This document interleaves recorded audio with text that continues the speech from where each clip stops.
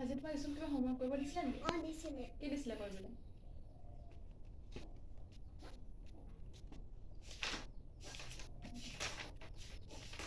সেইটাকে দিছিলে।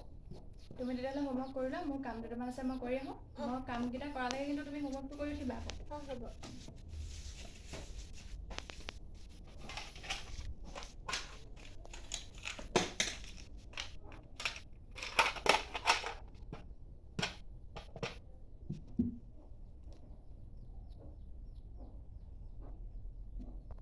মাটো এতিয়া কাম কৰিবলৈ গ'ল, মাটো এতিয়া মোৰ ওচৰত নাহে, মই অকণমান মোবাইলটোকে চাই লওঁ।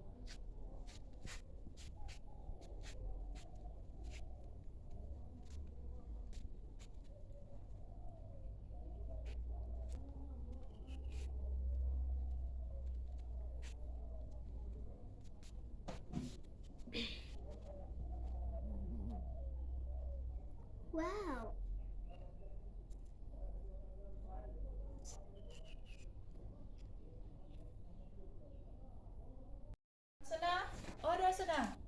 দৰ্শনা কৰিলানে তুমি হোমৱৰ্ক? মই মা কৰিলোঁ। চাওঁ। আৰে এইটো দেখোন মোবাইল। তোমাক মই হোমৱৰ্ক কৰিবলৈ দিছিলোঁ, তুমি মোবাইল চাই আছিলা।